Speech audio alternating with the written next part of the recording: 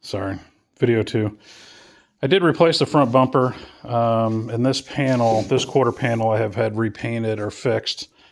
On a scene, I got some debris from a accident hit the bumper and this fender, so I ended up replacing it and having it painted over at the shop in over there in East Alton. But I also wanted this bumper just because when I did responding, just it was nicer. So these lights, it does have some nice LEDs built into the grill. The lights I hooked up to the old fog light, so all I have to do to turn them on is actually just kick on the fog light, which is pushing. I think I got to turn this on. So all I got to do is push for the fog lights.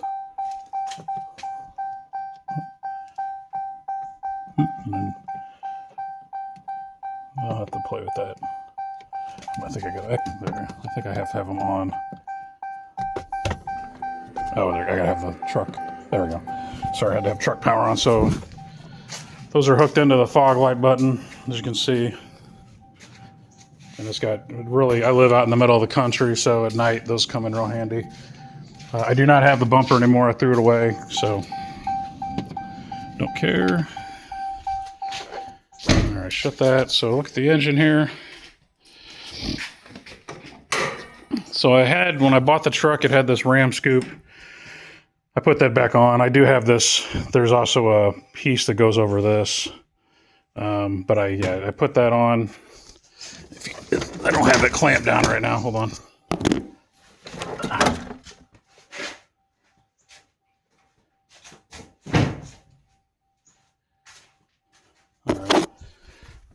Motor's clean. I try to keep it in pretty good shape. Couple of things of note. It does have a return fuel system. So this is actually a regulator for return system.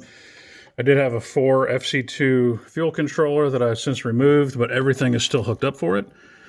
So this is the high voltage cable that plugs into the 4 and the fuel pump. This is the actual leads from that switch in the cab.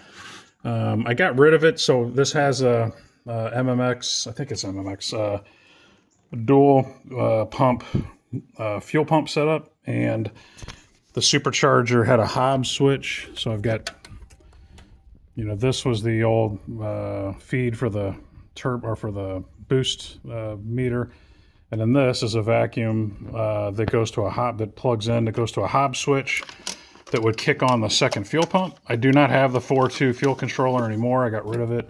It actually failed on me, and I didn't feel like replacing it. And watching my wideband, once in a blue moon, if I really got on it, I could see that I was getting fuel starved on the old setup. But since I went to the new fuel hat and the dual pumps, I know the second pump kicked in, but I don't think with the single pump I've ever really had a problem. The nice thing is that I hardwired the fuel pumps all the way up here.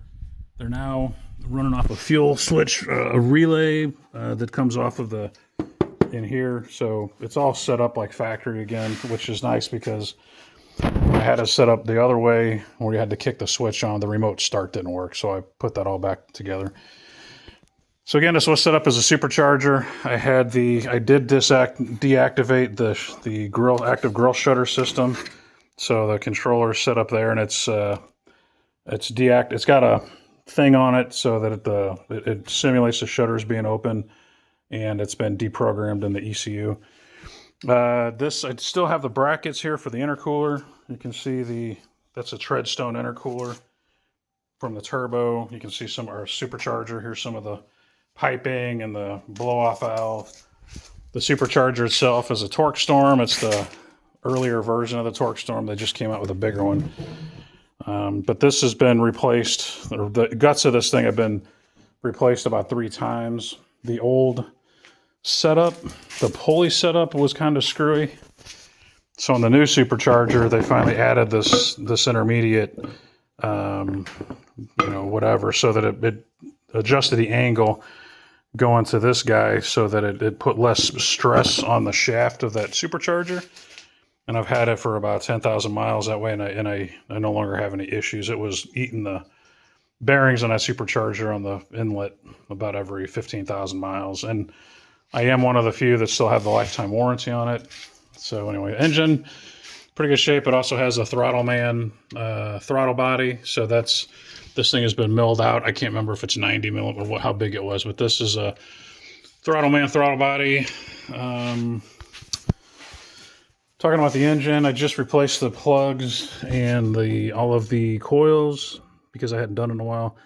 It does have a Mighty Mouse catch can, so the PVC tube has been gutted, and this is coming off of the intake manifold, and this is sucking, or I'm sorry, right here, and then this sucks right out of the breather over there, the oil filled breather, and it also pulls out of the PVC. So pretty good. I haven't drained it in a while.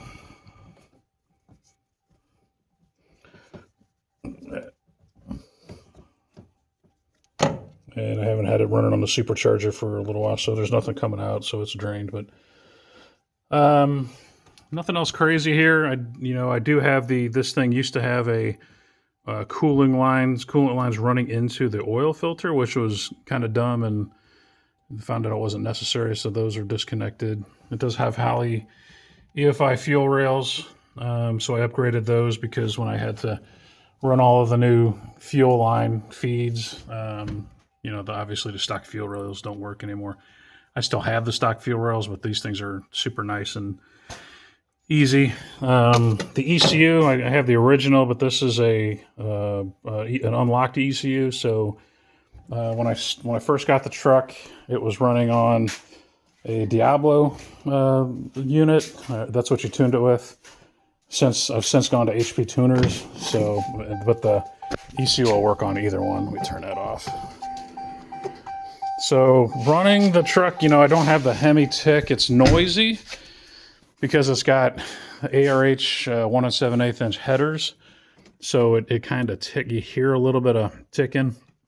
It's also got the Fuel Injector Clinic 650cc fuel injectors, and they're a little bit noisy. So when the supercharger's on it, it's pretty noisy. I don't think they're helical cut gears. It's more straight cut, so it's noisy. I still have the mounting plate here for the rest of for the supercharger that if you don't buy the supercharger, I'll pull it. You'll notice too that there's no fan blade. I went to the electric fan mod, and it's programmed in, and it's got the 180-degree thermostat. Even in the summer, and you'll notice there's no shroud, but I do have a fan with a shroud, but I haven't had to use it. Even in the heat of the summer, 95, 99 degrees, the engine temps never get above 195. Again, this is a truck. It's in pretty good shape. I do have, there's this little scratch here, dents, a couple little dings, but nothing crazy. Interior, again, on this side, pretty nice. They do have these Husky floor mats, which have been coming super handy. I did also install, so it's got I can't remember what level of tint, but these are tinted. I also put in a sliding rear window. That slider is kind of a pain in the ass. It needs to be lubed up, but it's a pain. You can see the way the truck sits. It's hard to tell from close, but I did do a 2-1 lowering, so it made it level. It does have set up to do airbags. They're pieces of crap, so I think I yanked them when I put the shorter springs in, but it's pretty easy to set up. Still got the inflator in the back here to do it, but hitch is good. Like I said, I tow with this thing occasionally, but again, I've never really heard it. It's programmed or tuned now for back to naturally aspirated. It's the transmission tune as well. I had to put some hose clamps on the return lines for the transmission cooler. I got hit by a cinder block driving down the road, and it broke one of them, so I had to replace it. Nothing else crazy about the transmission. I have replaced the fluid, which is god-awful expensive, a couple of times. The other thing is this truck is converted.